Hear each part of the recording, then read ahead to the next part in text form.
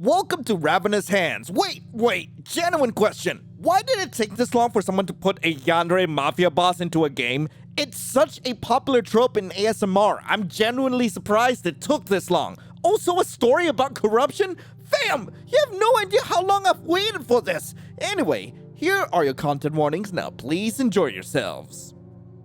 I'm working the late shift tonight. My metal name tag catches in the light, spelling out lion.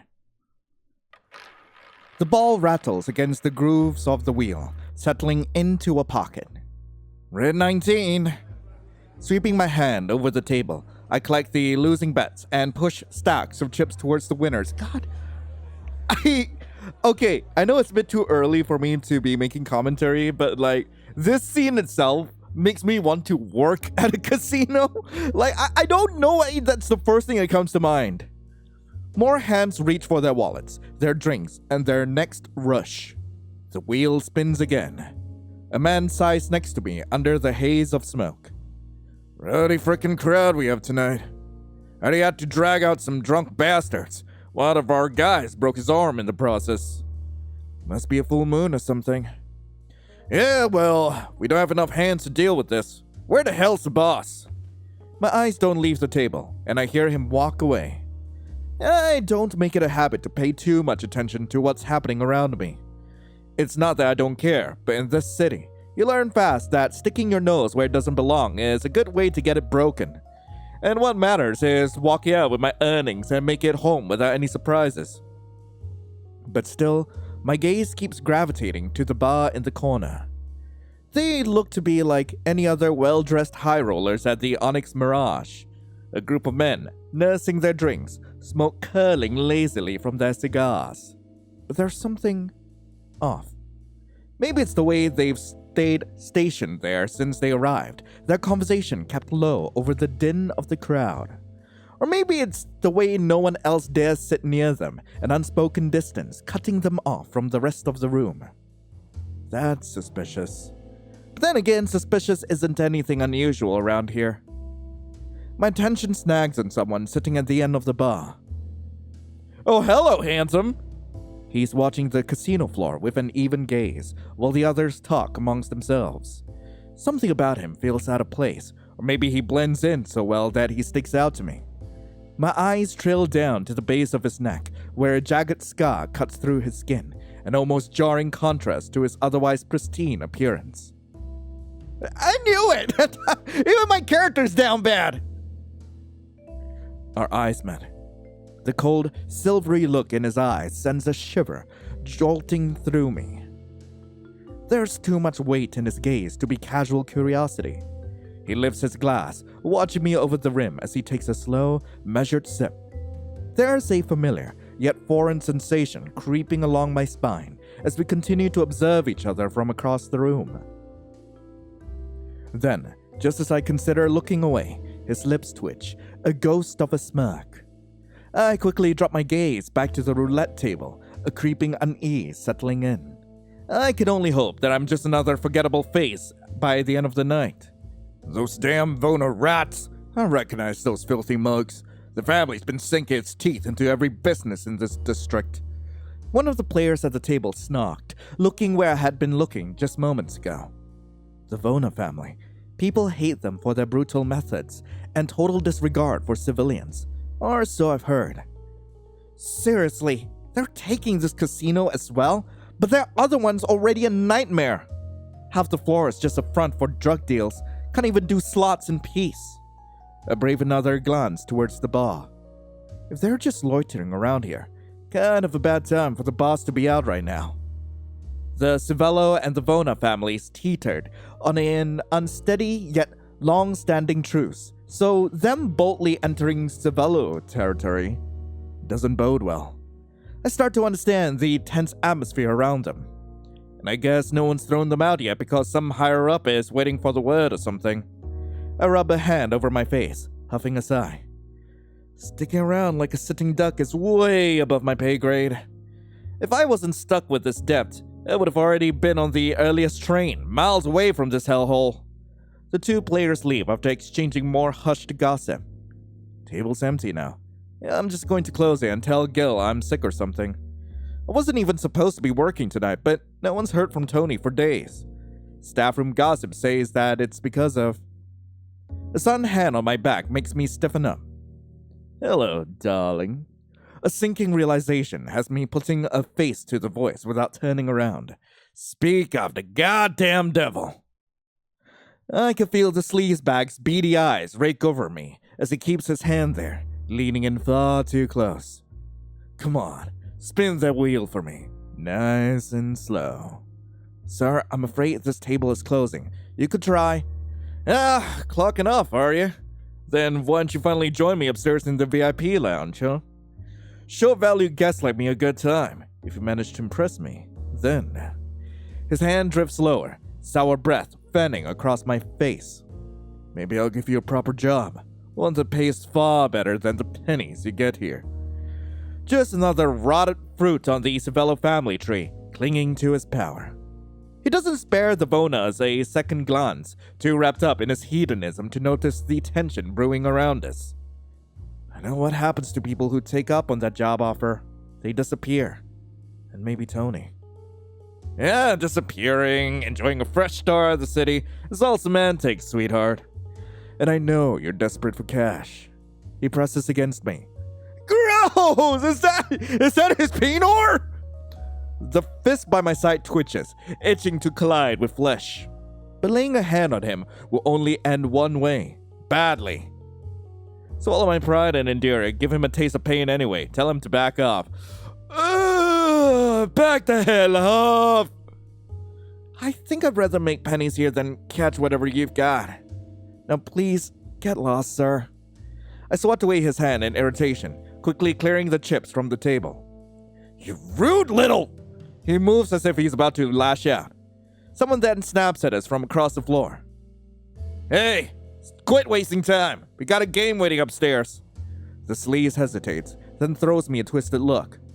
The kind only a perverted lunatic would have, like he's getting off on my rejections. We'll continue from where we left off later. He's gone. It's exhausting. No matter how many times I try to avoid him, he always finds a reason to come back. And as long as they have the Savello family's backing, management turns a blind eye. Not for the first time, I curse my bottom rung standing in this gaudy shithole. Just as I start to move away, a cocktail waitress barrels past me, her tray tilting dangerously. Hey, watch it! The wine splashes across my arm and chest, soaking through the white fabric on my shirt. God damn it, I just got this dry cleaned! I stumble back, cursing under my breath. The waitress glares at me. Maybe if you stopped whoring yourself out to the VIPs, you wouldn't be in my way. You're embarrassing yourself. Well, screw you! She doesn't wait for a response, storming off briskly. I grit my teeth in anger and humiliation. I should start charging for all this unsolicited bullshit. I pinch my shirt with 2 fingers and inspect the stain spreading across my shirt and vest. This is going to be annoying to wash. I was planning on changing out of this damn uniform anyway. Might as well lay low in the staff room for a bit, out of sight from that bastard. After closing up the table, I turn into a secluded hallway and beeline it to the staff's changing room. I shove the key into the lock and I'm met with a predictably empty room. Everyone's still out on the floor. I open the locker of my clothes, then peel off my dealer's vest. I've already undone the top buttons of my shirt when the door creaks open. Ooh! The Vona man from the bar is suddenly behind me. I stifle a gasp. You? Ah, shit! The door was still unlocked! I must have gotten lost. Despite saying that, he's stepping inside, silver eyes flicking across the cramped space. I don't want to say something, but something about his presence makes me feel like something's amiss. I try to grasp the feeling, but it slips through my fingers. His gaze then settles on me, lingering on the stain at my front. Rough night? My skin prickles with embarrassment. Yeah, something like that. Shame. Red looks good on you. Also, you might want to lock the door next time. Never know what unsavory types will crawl in here. Leaning against the door, his fingers casually find the lock.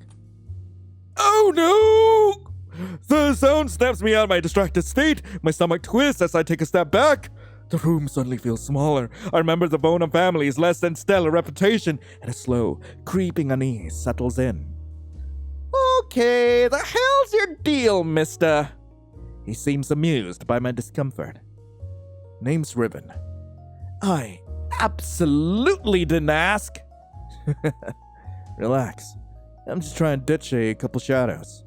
You know how it is. I'm sure what... never mind. I'm definitely not getting involved with gang business. I guess it's just one of those days. Do I just call it a night and head home like this? Will he even let me leave? I'm just going to go then, at the bar. This area is restricted. At the bar. Why were you looking at me like that? We don't know each other, do we? Strangely, a brief shadow passes over his face before smoothing into a smile. I simply noticed you. So, I think you were doing the same. Maybe. Not like there was much else to look at. Harsh. Was hoping you'd say you couldn't take your eyes off of me. Despite my best efforts to glare at him into oblivion, Riven remains unfazed. Anyway, if you could give me directions to the nearest exit, I'll figure out my next move. Exits by the stairwell, down the hall to the left. Bye. I make a shooing motion for emphasis. Before either of us can react, there's a loud crash from outside the door. What? I flinch as screams and gunshots echo from the distance. My mind floods with panic, heart pounding against my ribcage. The fuck? Oh, don't tell me! I suddenly notice Riven standing closer to me. By the stairwell, huh? His tone is still detached, conversational, voice almost lost to the chaos happening outside. He pulls out a cigar case, finger tapping against the leather. Got a lighter, could borrow? More gunshots go off, more screams. He just stands over me, watching me in a silent, unnerving way. That gaze. How did I not notice how eerie it was until now? I bolt to the door, all my instincts screaming at me to get away from him. He grabs my arm, yanking me flush against a solid body. Now, why would you go and do that? Before I can register what's happening, something cold and damp presses against my face. I gasp, tried to pull away, but he holds on tighter, his gloved hand sliding against my cheek. My vision blurs, my thoughts slowing into a fog. No. Don't worry, Lion. We're going somewhere much better. Just the two of us. My eyelids fall, and everything goes dark. I stir, disoriented. My body feels like lead, with sharp needles prickling at my skull. In the dim light, shadows swim in and out of focus. It takes a few moments to realize that I feel warmth, an odd yet almost comforting sensation of being held by someone. Then a slow, creeping dread sets in. You're awake. His arm is looped securely around my waist, holding me on his lap. There's a distinct, spiced scent clinging onto him, muddling my senses even further. I could feel the fall and rise of his chest beneath me, his heartbeat quick but steady. My breath catches, my world tilting as I try to push away. But Riven's grip tightens, pulling me closer in the armchair he's sitting on. He dips his head into the crook of my neck. Feels like I'm dreaming. His voice is tender, yet trembling with something disquieting. I can feel my heart in my throat, but whether out of fear or embarrassment, I don't know.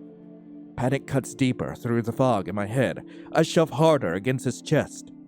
Let me go! I'm afraid I can't do that. I know you, Lion. You'll run far away from me. A pause, a slow inhale against my skin.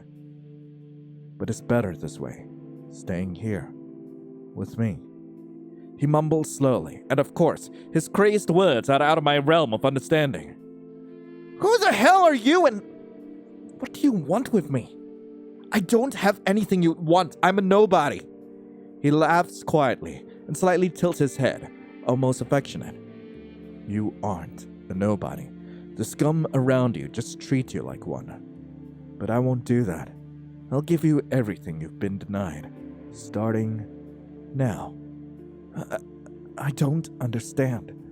Oh, by the way, Riven's voice lulls, speaking offhandedly, like he's casually remembering something insignificant. That waitress, the one who spilled wine on you, she died in the shooting earlier. I stiffened with shock. A shame. I think she would have made a fine addition to the show. He chuckles jarringly, a sound that sends ice spiking through my veins. Oh, don't worry. I managed to catch that annoying fly that's been buzzing around you. To my horror, I hear a muffled sound from somewhere behind me. Even now, it keeps buzzing. How annoying. There's someone there. Riven tilts my chin, angling my face towards something I don't want to see. Oh, splayed across the lone poker table in the dim, hazy light is a writhing body, bound and gagged. Blood stains the VIP's clothes, his eyes terrified and silently pleading in my direction. Why would I help you? I mean, all three of us are alone in this room. No one's going to know that I fed you to the wolves. That's what you get for being an absolute a-hole. Anyway, Riven's whisper is close to my ear and unnervingly pleased. My gift to you. He's been bothering you for weeks, hasn't he? Lurking after your shifts, putting his hands where they don't belong. Acting like you're just one thing he can buy. And then there's this little trafficking side business, running brothels from the back streets of Redfern Alley. And that waiter who disappeared last week? I'm sure you knew, on some level, that you were next. Hey, you've been watching me. Not just today, but... Oh God. How have I not noticed? Riven doesn't say anything, just lifts a hand and slowly threads his fingers through my hair. He watches my expressions the way someone might watch a rerun of a show, waiting for a moment that he knows is coming. Something cold then brushes against my fingers. I flinch, my nerves already frayed. It's a knife. Riven offers it to me, presses it against my damp palm. He nods towards the body on the table, an unspoken demand. Show that Savello scum what it's like to be on the receiving end. Well, wait, why would I threaten Riven? I want to stab the dude. Like, why am I hesitating? Where's that? Just straight up stab the dude. I don't mind. It's like, let me at him. Maybe he deserves it, but... Heartbeat ramping up. I stare at the blade and imagine myself sliding it through the VIP's ribs. Maybe he deserves it, but... I can't. I don't understand why you're doing this. And why can't you? You think this is about me? I don't need to kill him. But you do. Because even if you spare his life and pretend like none of this happened, you'll always know, won't you? That you had the chance to stop him, and didn't. His lips curve into something unsettling. You'll wonder what he's doing the next time he preys on those defenseless against his status. The next time he thinks he's invincible, because you let him live. I know you, Lion. I know you oh so well. This can't be real. This can't be happening. He's uttering nonsense. And yet, in the next moment, we're standing in front of the poker table. I don't even register how we got there, just the crushing awareness of the knife in my hands. And then I stab him! The scared wretch's eyes are quivering, waiting to see what I'll do. I stab him! He looks smaller like this, his bravado stripped away. Nothing more than a pathetic figure. Then I spray him! If his gag were removed, he'd be groveling, bargaining, swearing up and down that he'd never do it again. Lies. The moment he was freed, I'm sure he'd slink back to his business and wipe this night off his conscience like dust on a cuff. I flex my grip out of anger, then let it go slack. The situation is so muddling, like we're stringed up puppets in some twisted performance. Then I plant flowers in him! I try to find the words, but they feel trapped in my throat. Riven's grip is pressing, suffocating, his fingers folding over mine, locking them into place. It seems you keep clinging to the idea that you're better than this. I don't know how you survived without me here. I stiffen as he guides my arm forward, the tip of the knife pressing against fabric, then against flesh. You should know a losing hand when you see one, dealer. When you hold the winning cards. The blade sinks, then sinks deeper. A wet puncture of steel, a gurgled scream. Something warm spills over my fingers. Don't be afraid to go all in. I gasp, my breathing shallow and panicked. My vision blurs and I can't bear to look as I keep stabbing him! He's already dead. I don't know how much time passes, each stab a sickening echo that pulls me further away from reality. But what feels even worse than holding the knife is a small part of me that feels an odd relief, even reluctant relish in the act. I wonder if somehow his delirium has seeped into me. The thick smell of iron fills the air. I feel like throwing up. Riven's low, breathy laughter wraps around me, much like the hand that's still wrapped around mine like a vice. Open your eyes. I want you to look only at me and nothing else. Yeah, sure. I don't know why, but I do. Scarlet stains my vision in our joined hands. Riven's eyes glint feverishly, looking like madness itself. You are so beautiful like this. Destroying, claiming. This is what happens to people who lay their hands on you. Only I can bear witness to this. I've been avoiding putting a name to this feeling. Maybe it's because he's been watching me for so long that I subconsciously feel like his presence threaded itself into my awareness like a sick familiarity. But looking at Riven, his wild-eyed gaze, his praises tinged with insanity and desperation, reminds me of something else. Of rainy nights, of city alleyways, ink that stings, hazy memories that feel like they don't belong to me. It's uncomfortable, and I don't understand it. He slowly relinquishes his grip, and the knife slips out of my slackened hold. It clatters to the ground, and then he's kissing me. Before I can think, before I can stop myself, my lips part against his. It happens so quickly that I can't tell if it's out of surprise or lapse in judgment. Riven pushes me back against the table, painted with carnage, desperation in his movements. He kisses me like he's trying to pull something from me, swallowing the last ragged breaths from my lungs. His grip is firm, possessive, like he's staking a claim. My fingers twitch uselessly by my sides, as if every nerve in my body is locked down, too confused, too overwhelmed by the hunger in his kiss. And as suddenly as it started, he pulls away. A sharp gasp escapes me, and I'm heaving for air. You're sick. I take a wobbly step back as Riven bites into his lips, a dull flush on his face. My legs then give out, and my knees meet the floor. Riven moves to help me out, but I can't budge. I just can't. I can feel his sharp eyes drinking in my disheveled state, but I can't bring myself to look at him. Anger, confusion, disbelief. The reality of the situation sinks in with a terrifying coldness. What happens now? You just made me kill someone. Someone with ties, connections, people who won't let this go. To them, I sided with the enemy. I was already drowning in debt with the Savellos, but now they'll want my head too. The brittle laugh that escapes me sounds like it belongs to someone else. If you're trying to ruin my life, you're doing a damn good job at it. I feel him kneel beside me. My dove, you're worrying too much. You think there's no one to run to, huh? His voice is almost soothing, if not for the madness coiling beneath it. Don't worry about the Savellos.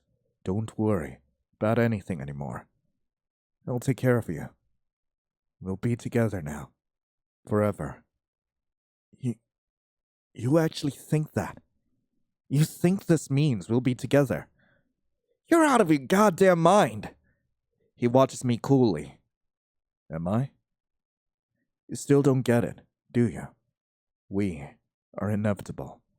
No matter the circumstances, no matter the life we'd live, He stands up. Lion, when I look at you, I feel so many things that I can barely breathe. These feelings, festering in my chest, you'll come to understand them. I'll make sure you do. I hear his footsteps fade, deliberate and unhurried. Then, the unmistakable sound of a lock sliding into place. Wait, what? No, wait! I jolt upright on unsteady legs, but it's already too late. I pound on the door, fist aching, but nothing. He's gone. The silence presses in, save for the steady dripping of blood against the tile. The crime I didn't want to commit. Now my hands are stained too.